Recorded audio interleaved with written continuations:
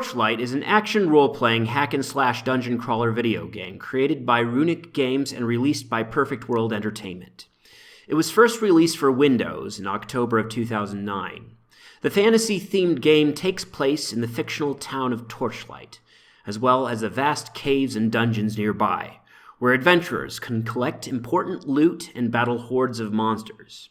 In this video, I'll be giving a brief overview of the game, reviewing its gameplay mechanics, atmosphere, and overall experience.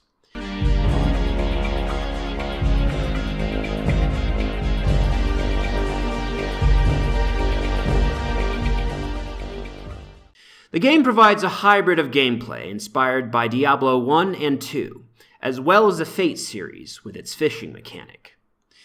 In the fantasy world that Torchlight is based in, there is a mysterious ore known as Ember. This mystical substance has the ability to endow people and objects with amazing powers. Our narrative begins in Torchlight, a thriving mining town. This boom town, built above a rich vein of Ember, attracts miners, fortune seekers, and those looking for power. The allure of enchanted treasures and mystical artifacts entices them to its walls.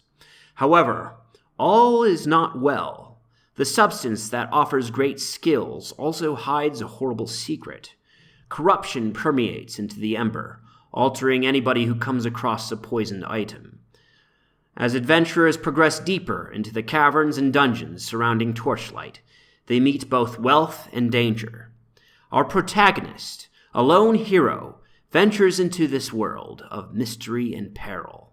Armed with a weapon, spells, and tenacity, they explore the randomly generated dungeons, battling hordes of creatures, acquiring valuable loot, and discovering the truth regarding Ember's corruption. Quests begin to unfold as the hero descends more. Unique bosses guard the depths, each with a piece of the puzzle. These confrontations develop the main storyline by revealing Ember's secrets and the forces at play. The hero has the option of doing side missions, exploring branching dungeon regions, and discovering secret treasures. So Torchlight's legacy is written, a story of magic, danger, and the never-ending struggle for power. Whether you're a destroyer, vanquisher, or alchemist, your destiny is inextricably linked to the essence of Ember. Overall, the story here is fairly bare bones at best. It serves as a placeholder and backdrop for the much more enjoyable gameplay loop that the game provides. The story is voice-acted, although I feel like the actors involved were not given a lot of well-written script to work with. So sometimes the acting can fall a bit flat. Brink, no! What has happened? In the first Torchlight game, there are 3 classes available for playing. The Alchemist, a magic user class, the Destroyer, your typical tank and spank class that you would come to expect in most ARPGs, and the Vanquisher, a range class with roguelike abilities. Each class has different trait trees that you can spec into, allowing for multiple build-craft strategies. The Alchemist is a magic-oriented class with talents that improve their ranged spell-casting ability. Preferred weapons for the class include staves, wands, and scepters. The Alchemist has the smallest health pool, but the most mana of the 3 classes. Alchemists are most effective while summoning minions and causing tremendous damage to foes, preventing them from attacking. During my several playthroughs of the game, this is the class that I had the least experience with, as I tend to prefer classes that are up front and in the action. While there are some more combat-focused builds, it seems like the meta build for this class is summoning lots of minions and buffing them, while they carry out most of the damage to the enemies you face. It seems like a really interesting class that I would be curious about exploring further, should I follow up this video with a more completionist review. The Destroyer is the class I started with and played through the main campaign on both normal and hard levels. I really enjoyed this class a lot, and it helped easily give me a feel for the addicting gameplay loop that Torchlight has to offer. It is a melee-oriented class designed to improve melee combat. Preferred weapons include swords, axes, maces, and polearms. The Destroyer has the highest health pool, but the lowest mana pool of the 3 classes. I found this class to be very gear dependent, and on the harder difficulty had to do a lot of XP grinding. Because you are constantly in melee range of your enemies, you often take a lot more damage than you would playing the other two classes, so building a large health pool and spamming health potions is essential to beating the higher difficulty levels. Overall, it's a really fun hack-and-slash class to play around with. The Vanquisher is a range-focused class with skills that improve her ranged combat. Preferred weapons include rifles, bows, crossbows, and pistols. The Vanquisher has the second largest health and mana pools. Vanquishers excel at shooting foes from a distance while avoiding melee combat. Overall, I found this class to be the most fun to play around with. There are a lot of fun AoE skills that are enjoyable to use when mowing down mobs of enemies. I'm thinking mainly of the explosive shot and rain of arrows that decimate groups of monsters from afar. Additional to your class, you are also given a pet, which can help fight with you, carry loot, and can be used to travel back to town to sell supplies while you continue to dungeon crawl. Your pet choice is limited at first to either cat or dog, but you can temporarily change your pet to different creatures in the game that have different abilities by feeding them fish, which you can catch from water sources that appear frequently throughout the dungeon levels. Using this system, you can even have the chance of catching fish that will permanently transform your pet, if you so wish. This is a unique little system that they borrowed from the Fate games that works well here. You can also equip your pet with magical trinkets and spells that will aid you in your adventure. The main campaign is essentially a 35-level dungeon containing 7 unique styles of dungeon that changes every 4 to 5 levels down as you progress. After completing the main campaign, you are given 2 options of progression. You can either continue to level up your character by opening up the Infinite Dungeon, known as the Shadow Vault, where all quests and dungeons are randomized and procedurally generated.